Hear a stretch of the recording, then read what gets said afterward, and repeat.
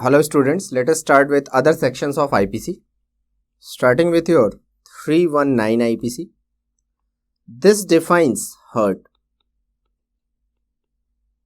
Hurt is defined as whoever causes bodily pain, disease or infirmity to a person. Simple definition of simple injury or hurt. Whoever causes bodily pain, disease or infirmity to a person. What do you mean by this term, infirmity? Infirmity means not able to perform his functions. Not able to perform functions of body. After this 319 comes your important section, that is 320 IPC. This defines grievous hurt. Grievous hurt. All grievous hurt, always remember, all grievous hurts are cognizable offences. All grievous hurts are cognizable offences. By the word cognizable offence, we mean police can arrest a person without warrant from magistrate, and cognizable offences are defined in which section of law? 2C CRPC. C stands for cognizable. 2C CRPC. What are the clauses? There are 8 clauses of your grievous hurt. Number 1 is emasculation. Emasculation simply means destruction of penetrating power of a male. First thing, this emasculation term applies only to males. Okay. What is it? Destruction of penetrating power of a male. For example, suppose during any scuffle, squeezing of testis was done of a person.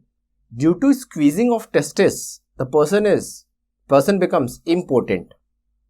Which section is applicable? 320, because of causing emasculation. Second example is any thoracolumbar injury. Thoracolumbar nerve injury occurs to a person. This will lead to impotency again. So, what type of injury it will be? Actually, it is a thoracolumbar nervous injury, vertebral injury, causing nerve damage.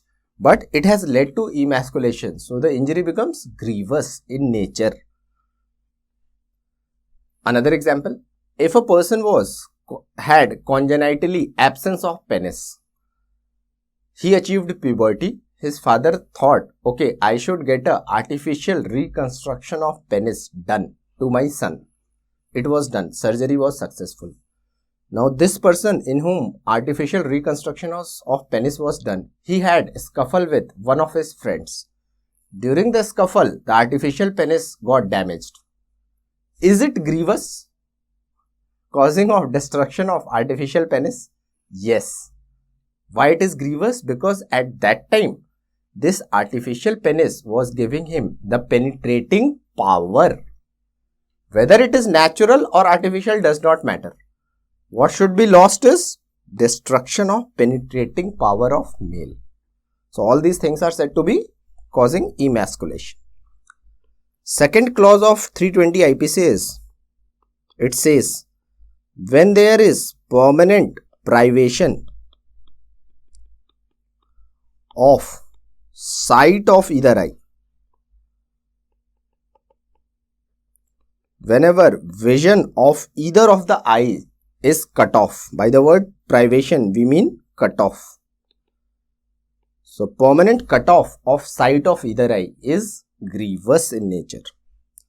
Similarly, third clause is permanent privation of hearing of either ear. Either ear. The injury will be grievous in nature. Fourth clause is permanent privation of any member or joint By the word member, we mean member is defined as any body part having its own distinct function.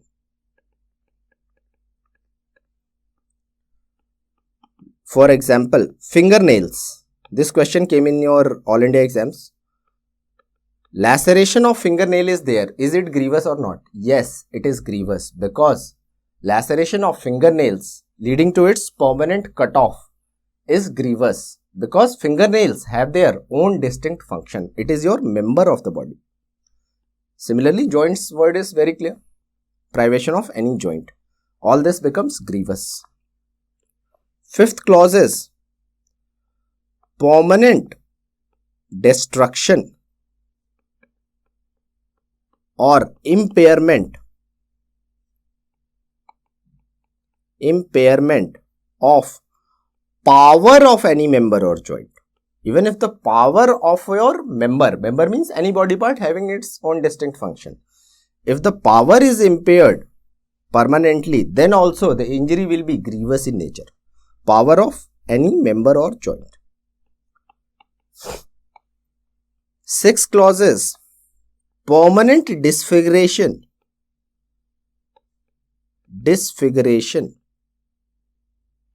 of head or face. The injury becomes grievous in nature. For example, lacerated wound over face or incised wound over face will cause a permanent scar. Which section will be applicable? 320. Why? Because scarring leads to permanent disfiguration of head and face. So your lacerated wounds or incised wound, they will lead to grievous hurts. But which injuries will not cause permanent disfiguration? Like your abrasions and contusions. Because abrasion heals in 1 week, contusions heal in 2 weeks without scarring. So, these injuries will not be grievous hurts. Seventh clause is fracture or dislocation of any bone or teeth is grievous in nature. Question comes in your All India. Question comes as a person had bruise over front of forearm of suppose 4 into 2 centimeter. Bruise is there. Okay. Over front of forearm.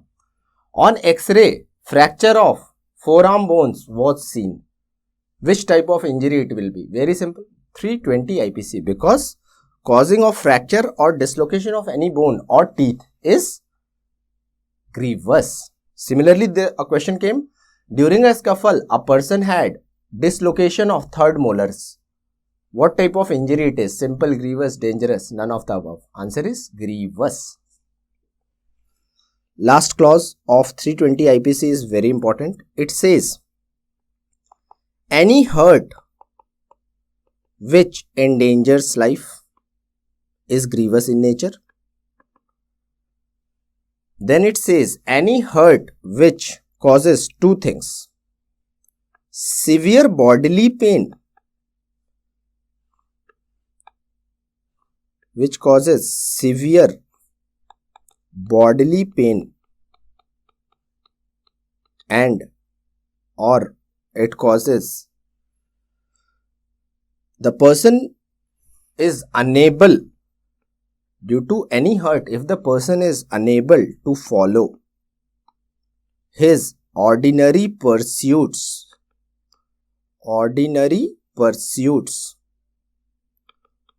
for a period of 20 days,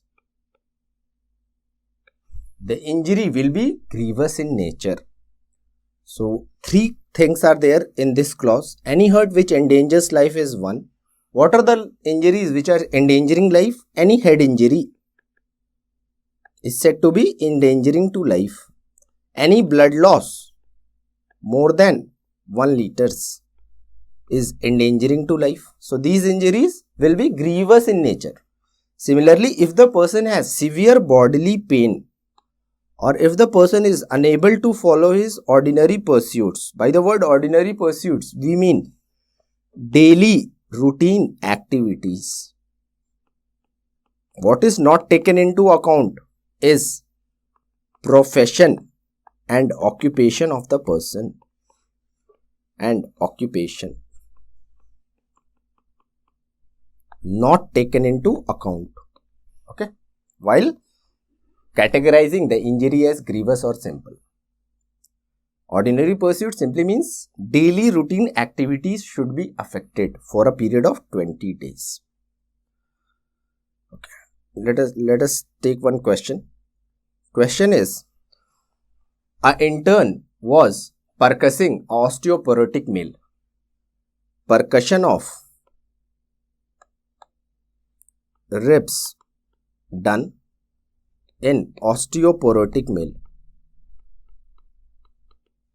During percussion, the intern fractured ribs of the person. Second rib fracture was there, suppose.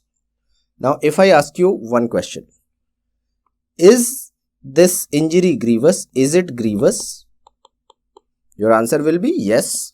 Causing of fracture is grievous. If I ask you, will the intern be punished? Will he be punished? Your answer will be no. Because you did not do this voluntarily. Because the person was an osteoporotic male. Because of medical malaccurrence, this thing can occur. So, punishment for hurt or grievous hurt is given when it is done voluntarily, janbujhkar. So, let us see the punishments. Before starting punishments, the law defines these things: voluntarily causing hurt and voluntarily causing grievous hurt. 321 IPC defines voluntarily causing hurt. What do you mean by the term voluntarily causing hurt? Is defined in 321. 322 defines voluntarily causing grievous hurt. Okay. Thereafter, the other sections define their punishment. After defining this thing, what do you mean by voluntarily word? 323 IPC is there, which defines punishment for voluntarily causing hurt. 324 IPC defines punishment for voluntarily causing hurt by dangerous weapon or means. What is the punishment under 323 IPC? Punishment is 1 year imprisonment. 1 year imprisonment. What is the punishment in 324 IPC? 3 years imprisonment. When you voluntarily cause hurt by dangerous weapon or mean. So, what is important is, what do you mean by dangerous weapon? Law defines dangerous weapon or means as any weapon used for cutting, shooting or stabbing. That means your sharpest weapons and firearm weapons are covered as dangerous weapons. Then, and use of any fire or heated substance is dangerous weapon. Use of any poison which is deleterious to humans is dangerous. Or by use of any animal. If you voluntarily cause hurt, you will be punished under 324 IPC. Okay. Then comes 325 IPC.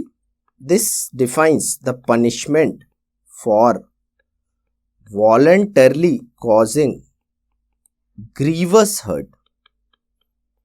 So, punishment when someone does grievous hurt voluntarily. Any of the acts under 320 IPC, the punishment to the person will be given in 325 IPC. What is the punishment? Punishment is 7 years imprisonment. 7 years. Then comes 326 IPC. This defines punishment for voluntarily causing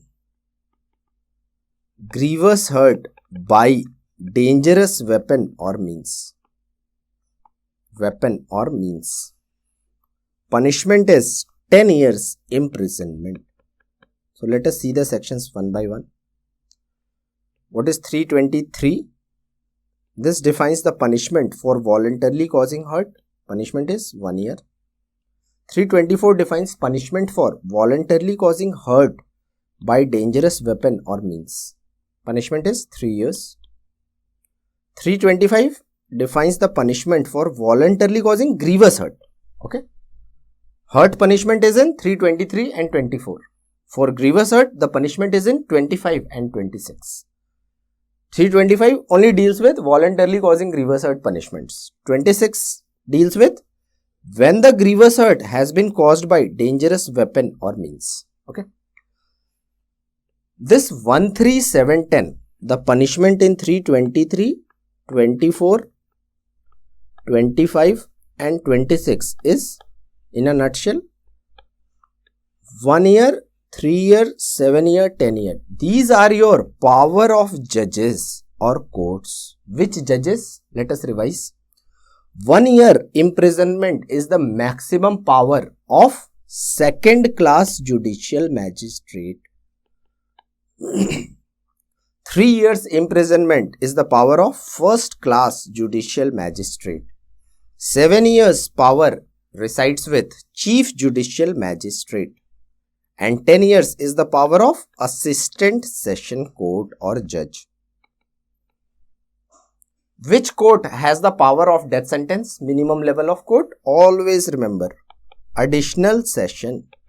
We have done when we were doing powers of court. We are just revising the things. Additional session court has the power of death sentence. And the death sentence needs to be confirmed by your high courts. So remember the punishments of these sections of law. After this comes your 326A and 26B. These deal with acid attacks or the act of vitriolage. They deal with vitriolage thing. 326A is when you cause grievous hurt by acid, by throwing acid. You will be punished under 326A. Even if you attempt to throw acid, nothing actually happened to the victim, then also this attempt is punishable. Attempt to throw acid is punishable. Under which section? 326B. Okay. After these injuries, after these IPCs, let us see your important ones. 334 IPC and 35. Question of aims again. 34 and 35 deal with hurt and grievous hurt on provocation. So which word is important for these IPCs? In question, what you have to look for? Whether this word is there or not. If in the question is like, bruise is present over front of forearm. On provocation, this was done by some person. That person will be punished under which section of law? Causing of bruise is simple, or we say hurt has been caused. On provocation, the FIR will be lodged under 334 IPC, which deals with punishment for voluntarily causing hurt on provocation. The punishment was asked in your question. So the punishment here is important. Punishment is 1 month imprisonment plus minus 500 rupees fine. So in such cases where there is simple hurt and the injury has been caused on provocation, the police will file a FIR under 334 IPC. What will be the punishment? 1 month imprisonment plus minus 500 rupees fine. But if in the question it is, along with the bruise, you have fracture of your forearm bones, the injury will be grievous. And if it has been caused on provocation, which section will be lodged by the police? 335 IPC. What is the punishment? We will see. So, punishment for voluntarily causing grievous hurt on provocation makes the offence under 335 IPC, punishment for which is 4 years imprisonment plus minus 2000 rupees fine.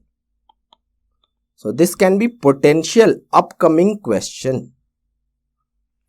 Punishment is important, and what is important is, if you cause grievous hurt on provocation, FIR will be lodged under 335 IPC. Then comes your 36, 37, 38. This we have done already. These are related to negligence. Okay. After this comes your important sections of sexual assaults.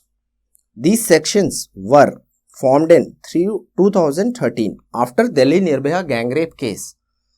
The rape laws were changed a lot. In the form of new sections were instilled in 2013. What are those sections? First is 354 IPC. This says sexual assault to outrage modesty of a female is a punishable offence. Modesty of a female is a punishable offence under which section? 354 IPC. Then in your PGI exam, this question was asked, direct question. Sexual assault to outrage. Question was, outraging the modesty of a female comes under which section? One is 354. What do you mean by modesty term? Let us first do this.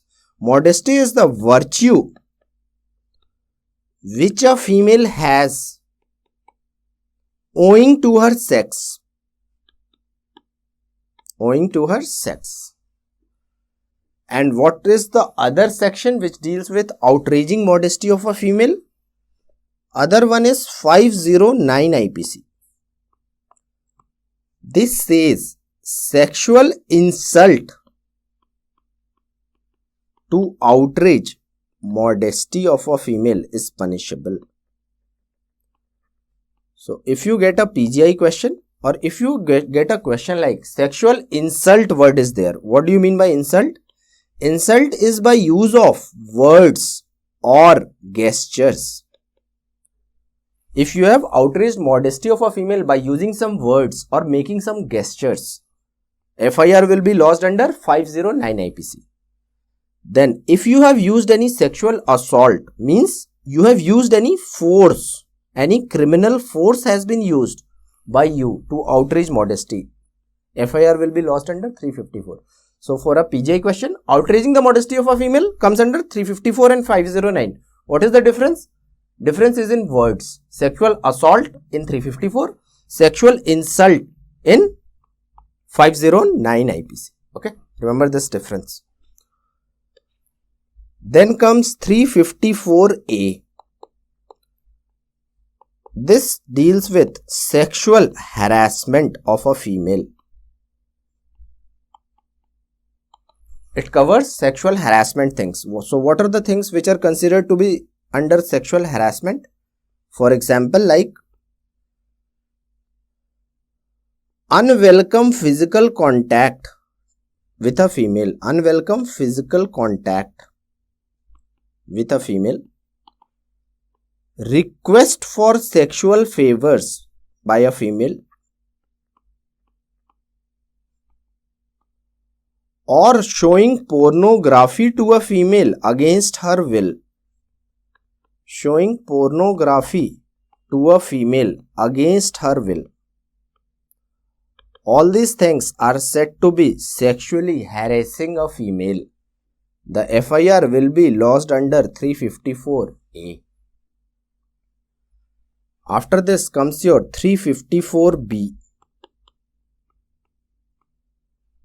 This says sexual assault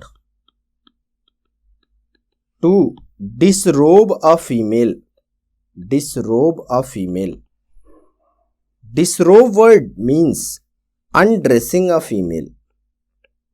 Undressing or removing clothes of a female. Then this sexual assault is a punishable offence under 354 B IPC. 354C deals with voyeurism. Voyeurism is also called as peeping Tom or scoptophilia. Scoptophilia. What do you mean by these terms? Voyeurism means peeping Tom or scoptophilia. It means watching someone's private moments secretly.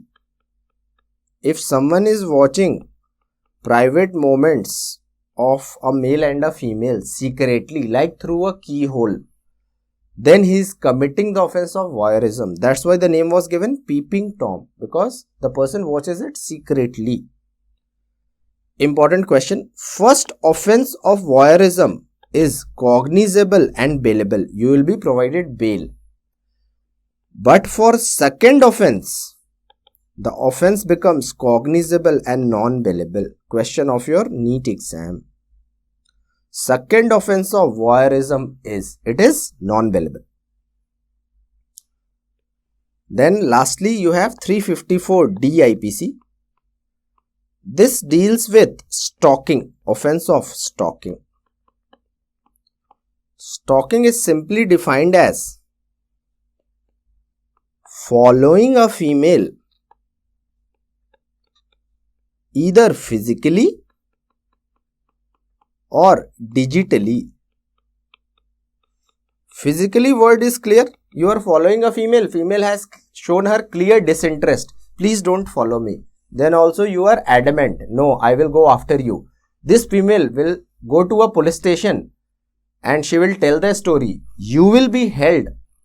You will be held in the FIR as committing the offense of stalking. What is important is, female should have shown clear disinterest, prior clear disinterest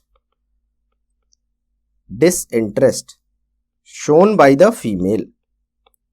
And then also you are following a female physically. You are committing the offense of stalking. FIR will be lodged under 354 D IPC. By the word digitally, what do we mean? We means any means of electronic communication like Facebook, WhatsApp. You are messaging a female. Female has clearly replied that please don't message me again. Then also you are going on and on. Lage hue hain. This is the offense of stalking. So, first offense of stalking is cognizable and bailable, similar to voyeurism. Second offense is cognizable and non-bailable. Okay. After these sexual assault, harassment, voyeurism and stalking, let us now come to rape definition, which was altogether changed in 2013 after Delhi Nirbhaya gang rape case. Let us come with 375 IPC. This defines rape. Rape is defined as, in India, only males can commit the offense to a female. In some of the Western countries, even law is there that female can also rape a person. But in India, we have only the man can commit the offense, because the definition starts with a man is said to commit rape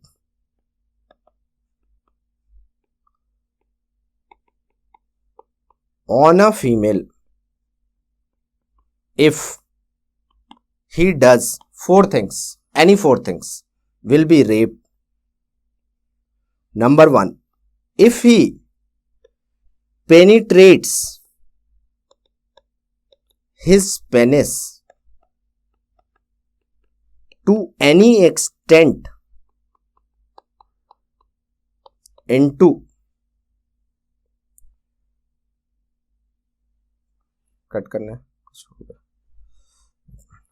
ठीक है आ रहा है, पता नहीं ये screen कहाँ चली गई, भाग गई ऊपर। ओके स्टार्ट करते हैं। If the man penetrates his penis to any extent into a female's 4 orifices: vagina, urethra, mouth and anus.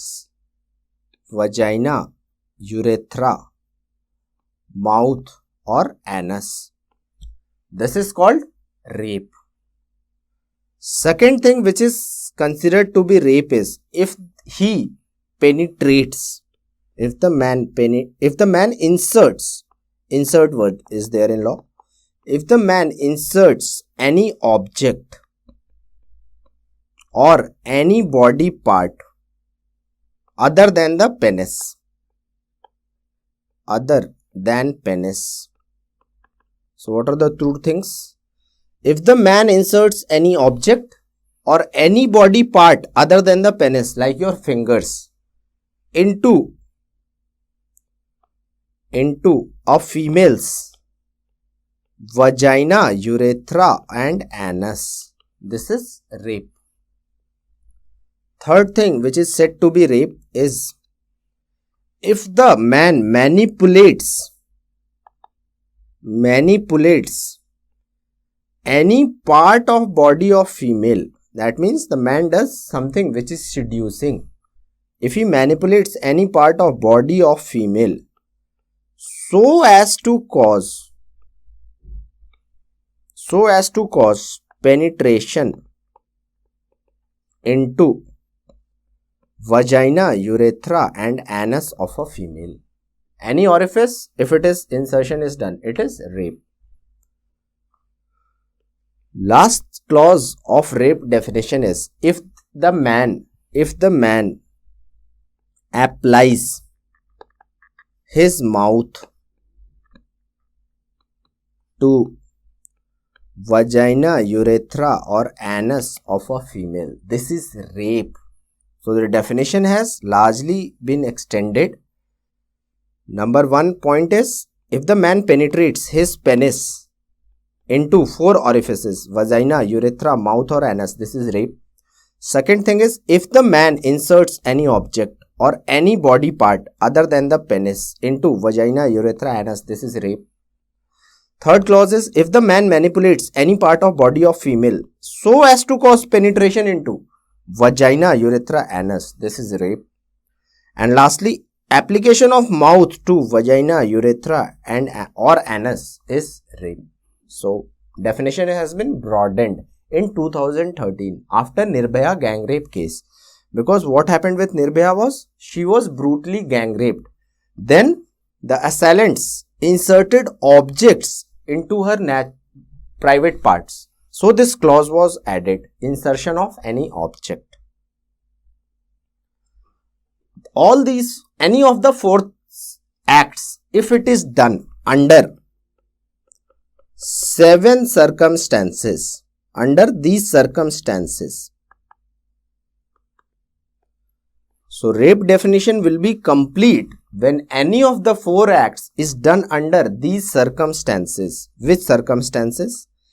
If it is done against will of female, if it is done without her consent. Okay, will means chahat, consent means razamandi. So if it is done against will, okay, this is rape. If it is done without her consent, any of the 4 acts, this is rape. Third circumstances, with or without her consent, when consent itself becomes invalid. So when we were dealing with consent topic, we read some situations in which consent becomes invalid. So third, fourth and fifth circumstance in rape definition deals with situations when consent will become invalid. What are those situations? If it is given under fear of death or injury, if it is given under misconception of facts, if it is given under any intoxication, or if it is given by insane person. So your third, fourth and fifth circumstance deal with situations when consent becomes invalid. I have simplified your rape definition. Okay. The lines are large. Like for misconception of facts, the circumstances like when the female gives her consent believing that he is the another man to whom she is lawfully married. This is misconception of facts. Okay. So third, fourth and fifth circumstance related to consent becoming invalid. Sixth circumstances, with or without consent, when age of the female is less than 18. When the age of the female is less than 18. So their consent issue does not matter. When the age is less than 18 years. And seventh circumstances, when female is unable to communicate consent.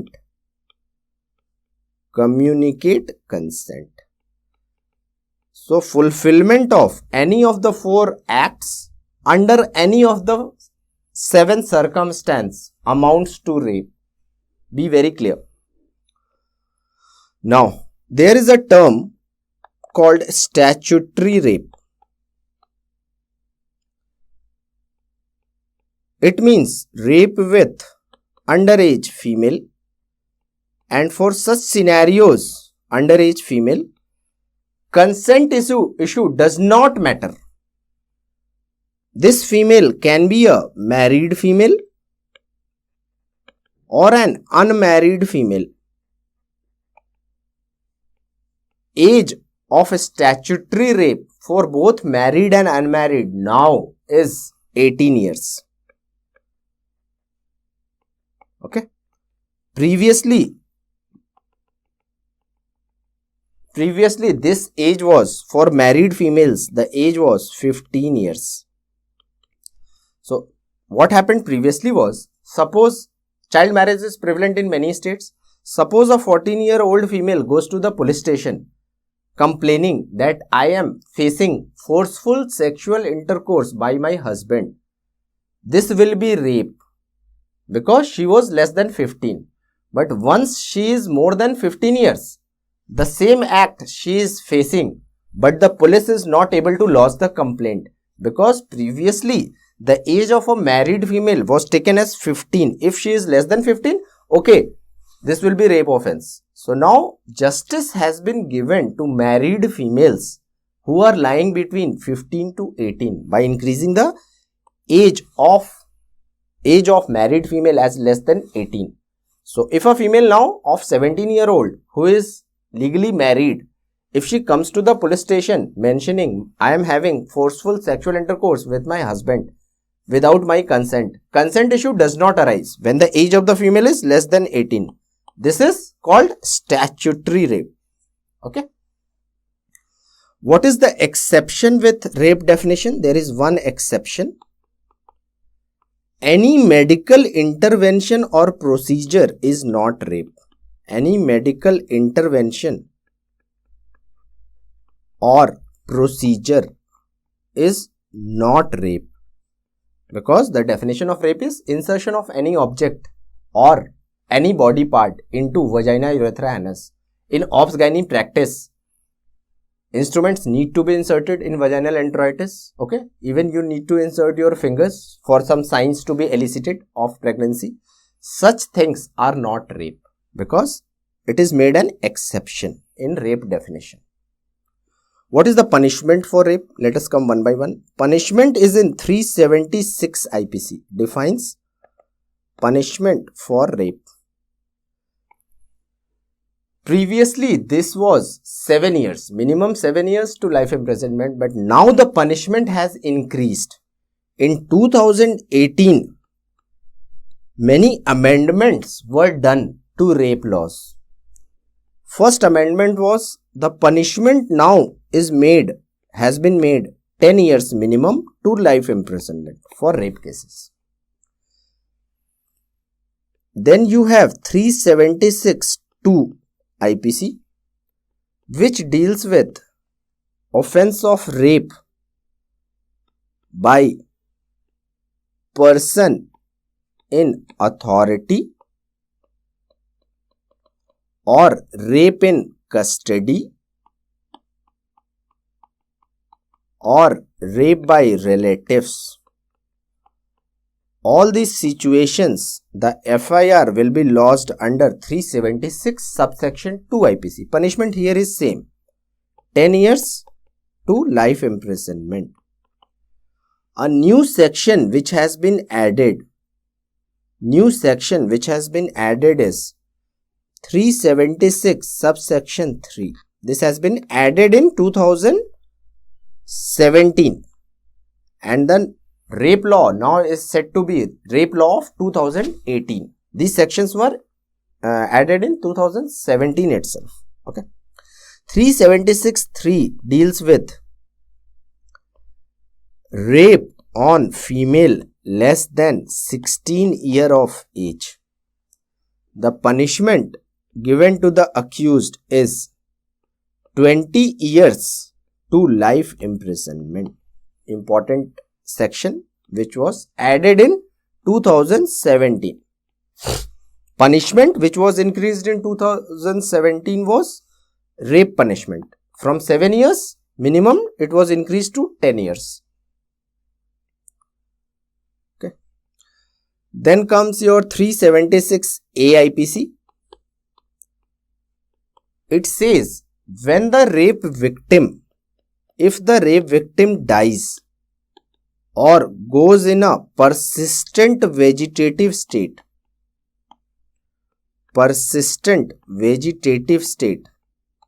the accused will be booked under 376A IPC. In Nirbhaya gang rape case, the Nirbhaya went into a persistent vegetative state and later on she died. So this section was added. The punishment here is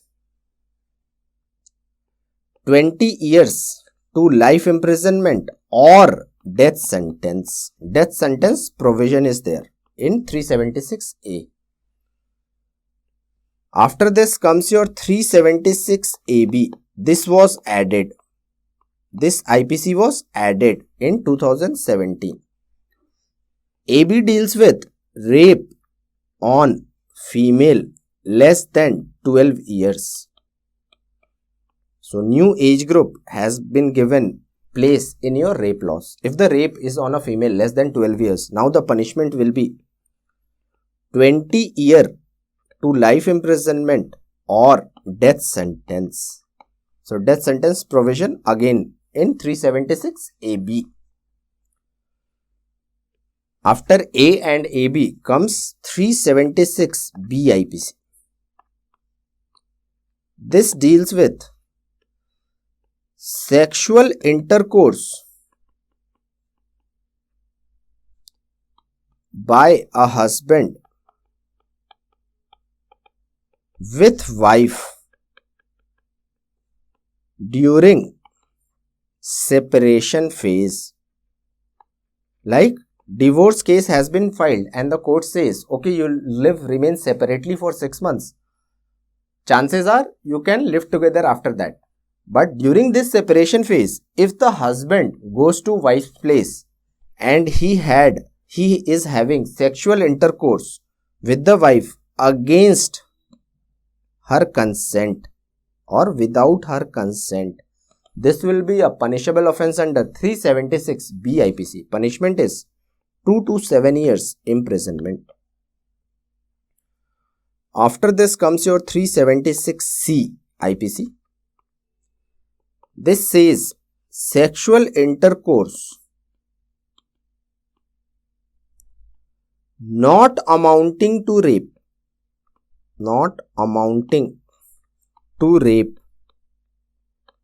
by a person in authority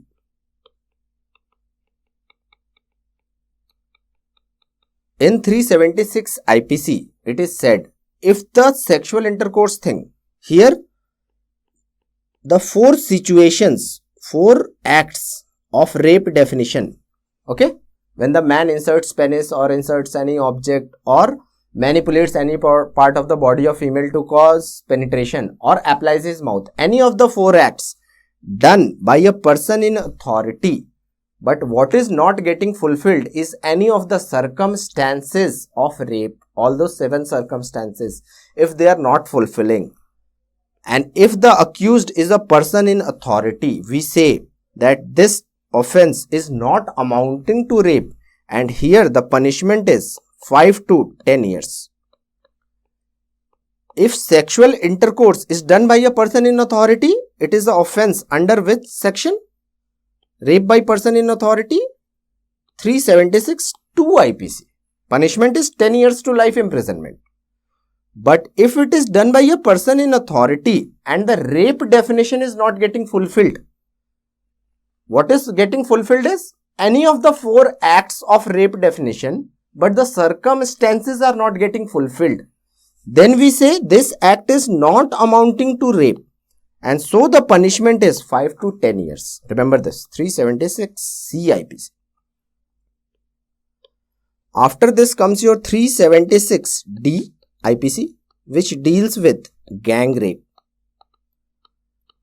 If I ask you, can a female be charged with rape offense in India, or can a transgender be held accused of a rape case? Yes, he can be accused of gang rape. So what is gang rape? It is defined as when one or more persons act in furtherance of a common intention.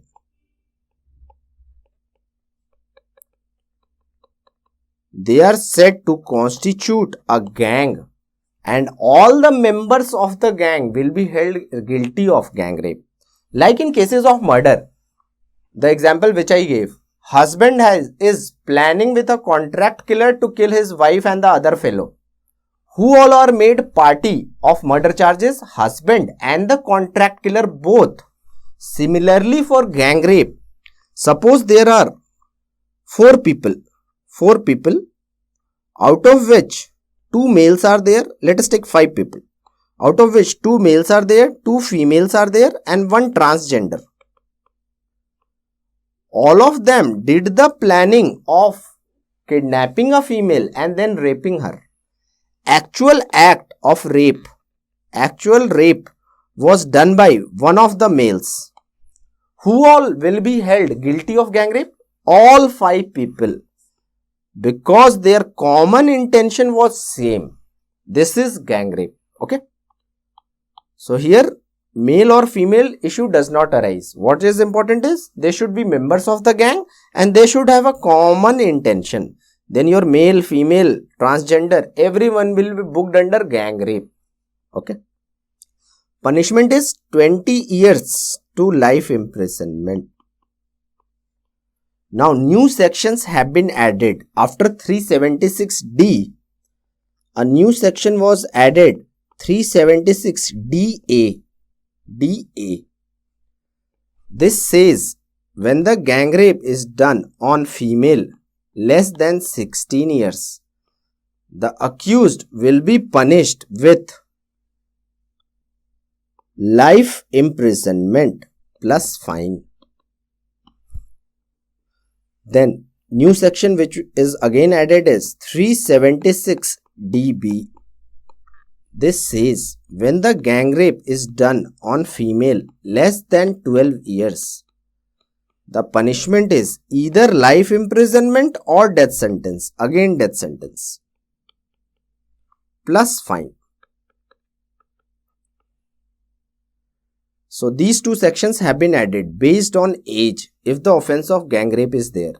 If it is with less than 16-year female, the punishment is life imprisonment. If it is with less than 12 years, the punishment is life imprisonment or death sentence. And last section of your rape punishments is 376E. This deals with repeat offenders,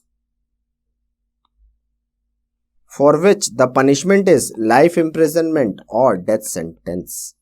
So death sentence provision is given in which sections? Let us summarize.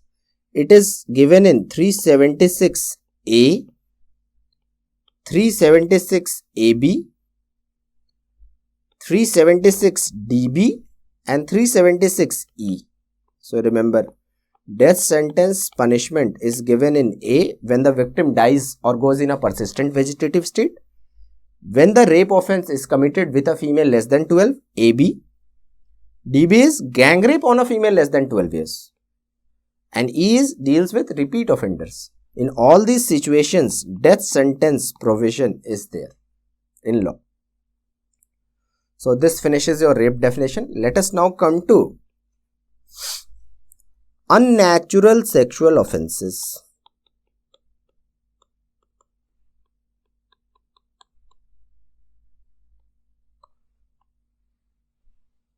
This is defined in 377 IPC.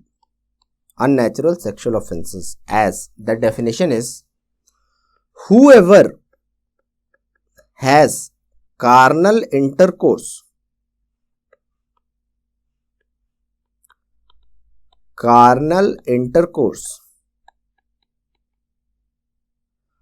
against order of nature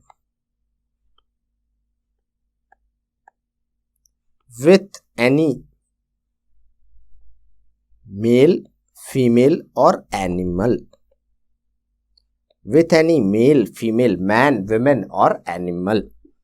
What is important is intercourse should have been there and it should have been against the order of nature. So now recently in 2017, consensual sexual intercourse, write this line, consensual sexual intercourse between two males is not an offense. So sodomy now is not an offense. Sodomy is sexual intercourse, anal intercourse between two males. Previously it was an offense under which section of law? 377. But what is the recent guidelines? Consensual sexual intercourse between two males is not an offense anymore. What is still an offense? If it is done with any child or animal. If it is done with any child or animal, any unnatural sexual activity, it is still an offense. Unnatural sexual intercourse with an animal is called as bestiality. Bestiality is sexual intercourse with lower animals like rabbit. Then you have cases of pedophilia. Pedophilia are child lovers. And here you have a active partner and passive child. Active person is called pedophile. And the passive child is called catamite.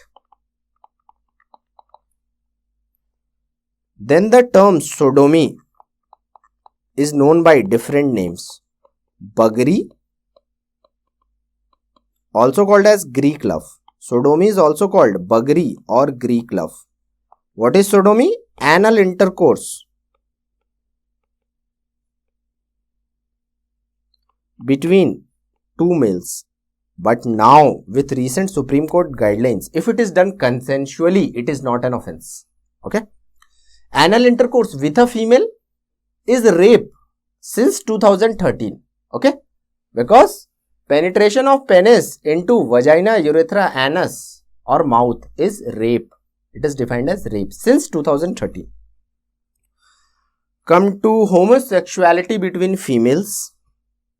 Homosexual females are called as lesbians. So lesbianism is also called tribadism. Is it a punishable offense in India? Because in rape definition, nowhere a female can be charged other than gang rape. But in gang rape, they are made a party of that gang. In unnatural sexual offense, what is the definition? Anyone having intercourse against the order of nature. Can a female do intercourse? No.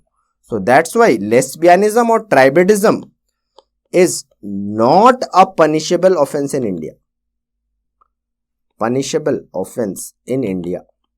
Question which is asked is, this offense also has an active partner and a passive partner.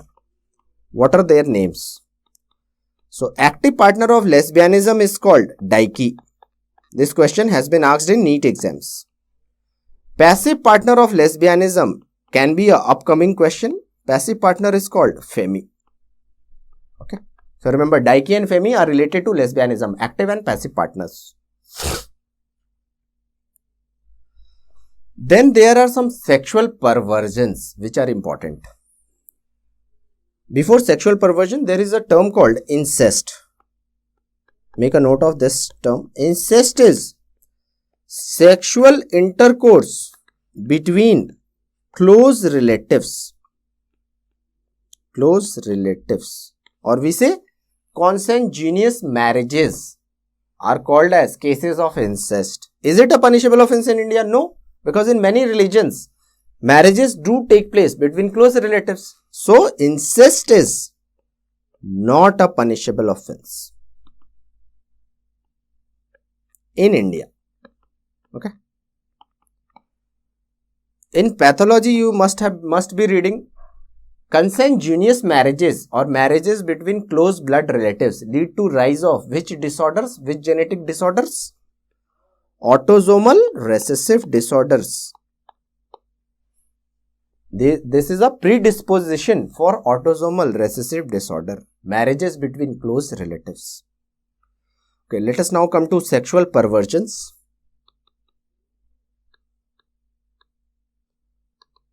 Sexual perversion is also called as paraphilia. And it is defined as sexual gratification without sexual intercourse. Without sexual intercourse. Sexual gratification without sexual intercourse. So let us see the examples. Number one is sadism. Sadism means giving pain to partner and getting gratified. You must have seen the movie 50 Shades of Grey, full of sadism activity. Okay. Sadism is giving pain to partner and getting gratified.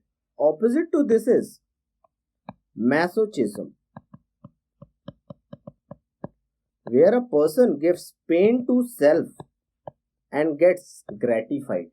Actual intercourse is not taking place. Remember one example in masochistic activity, autoerotic asphyxia cases. Autoerotic asphyxia. Who are prone for this behavior? Masochistic people and transvest people. So, transvestism is your third paraphilia, which is also called as eonism or cross-dressing. Cross-dressing. Transvestism means wearing clothes of opposite sex. Wearing clothes of opposite sex. And transvestism is actually a gender identity disorder. In your psychiatry, this is defined as a gender identity disorder. So remember, which sexual perversion is actually a gender identity disorder? Transvestism, also called as eonism or cross-dressing. Fourth is fetishism. Fetishism. Fetishism means getting the objects of sexual objects of sexual desire and getting gratified. Fetishism means objects of sexual desire gratifying a person, like a male having the handkerchief or a pencil of a female and getting gratified by looking at the pencil. Okay, so such person will be a fetish person, where objects of sexual desire gives him the gratification. And fetishism is exclusively seen in males. Okay. So we have finished sadism, masochism, transvestism, fetishism. Then you have frotteurism and exhibitionism. Frotteurism is an offense under 290 IPC, rubbing of private parts in public. And exhibitionism is an offense under 294 IPC. Display of private parts in public is a punishable offense. So this finishes your sexual perversions. Now let us see some features of a habitual passive agent. Habitual passive agent of sodomy. What will be the features? Such persons will have shaved anal hairs. Shaved anal hairs. Okay. Then they will have funnel shaped anus due to the regular anal intercourse thing. They will have a funnel shaped anus. And third finding is your question of All India.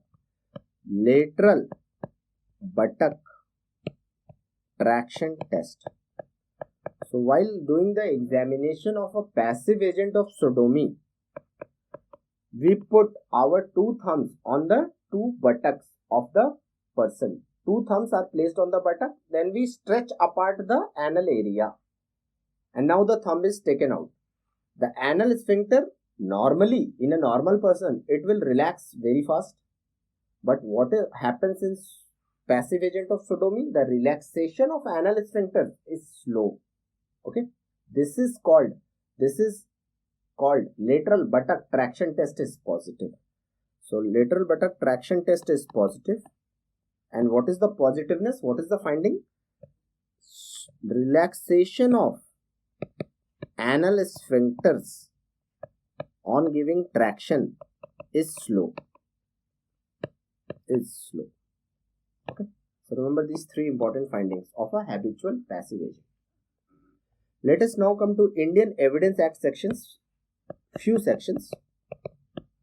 Some we have already done. 45 section of Indian Evidence Act defines your expert witness.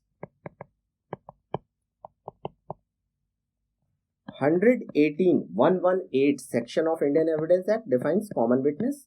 A witness who has first hand knowledge about a crime. That means a person who has actually seen the crime is called common witness. Then there is 32 section of Indian Evidence Act. This defines dying declaration.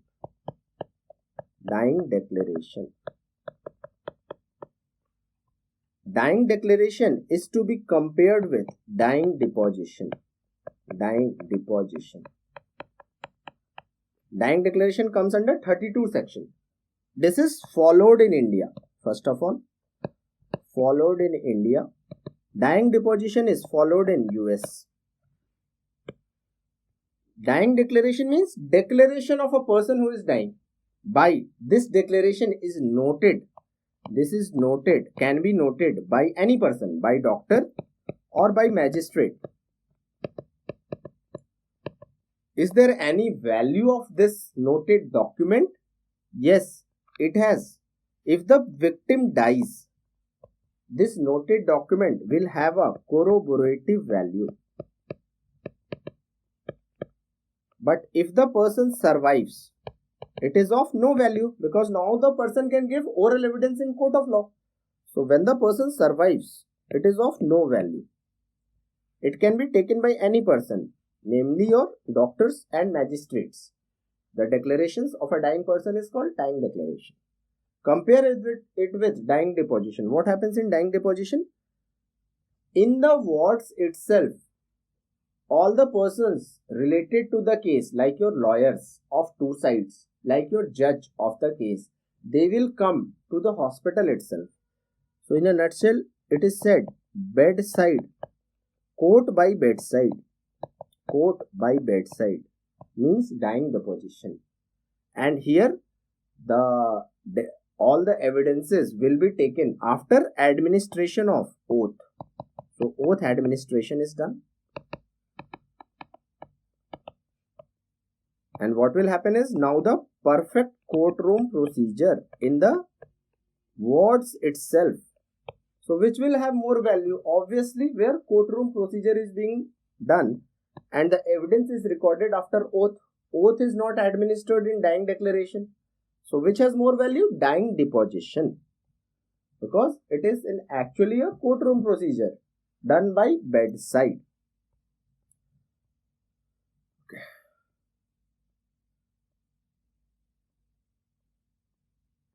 So this finishes your, and just remember one more thing in your Evidence Act regarding consent of a female.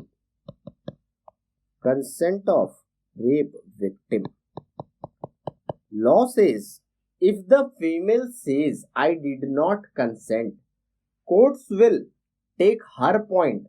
Now the other person or the accused has to prove that she consented.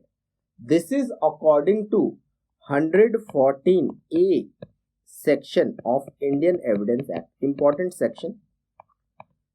The courts take a presumption of consent of the female. So presumption of consent in rape cases comes under which section? 114A IPC, A section of Indian Evidence Act. If the female says I did not consent, judge will take her note. Okay, she did not consent. Now he will tell the accused, you prove that she consented. Okay, this is according to 114A Indian Evidence Act. Courts will go with the female version. Then you have 114B section of Indian Evidence Act.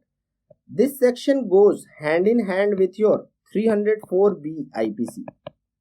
What is 304B? This is dowry death.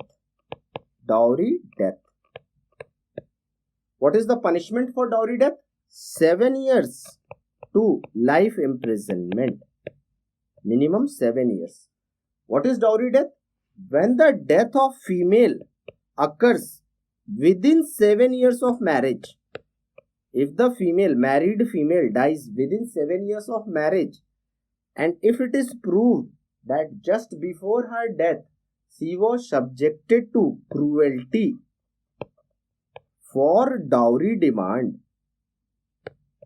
then the case is lodged by the police under 304B. It is not like if the female is dying within 7 years of marriage, all cases will be registered as dowry death.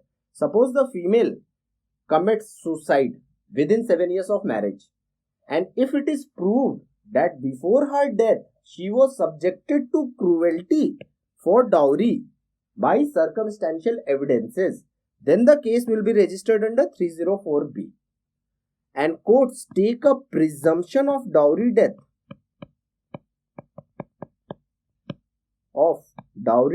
under which section of law? 114B section, okay, of Indian Evidence Act.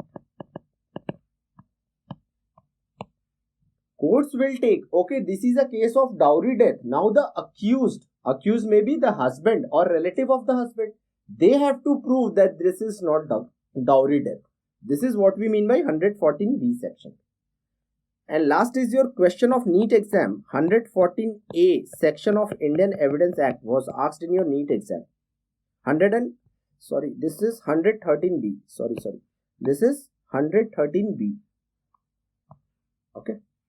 113B goes hand in hand with your dowry death punishment, which is under 304B IPC. And 113A section of Indian Evidence Act, 113A, this goes hand in hand with your 498A IPC.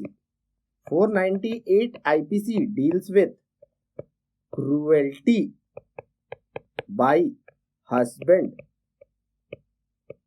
or relative of husband. Any type of cruelty, physical cruelty, mental cruelty, economical cruelty to a female by husband or relative of husband, the case will be lodged under 498A IPC.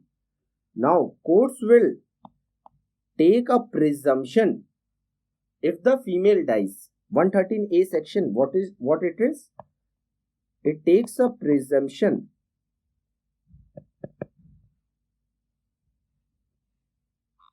when the death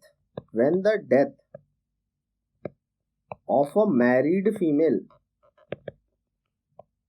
has occurred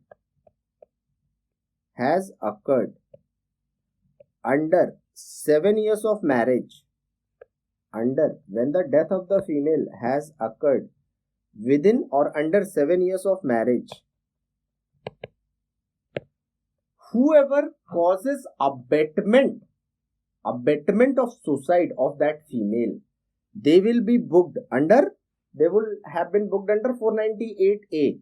Now, if it is proved that this married female was facing cruelty by husband and he is responsible for the abetment of suicide of that female, the presumption which is taken is, courts will take, okay, cruelty was done by you. Now you prove that you were not cruel. Similarly, in case of dowry death, when the cruelty is for dowry demand, the case is dowry death. Evidence Act section which is applicable is 113B. For 498A IPC cases, the presumption lies under 113A, where the courts will presume that abetment of a married female within 7 years of marriage has been done by you. Now you have to prove that you did not abet. This is 113A. Okay. So this finishes your legal sections. Revise the sections properly. Okay. Thank you.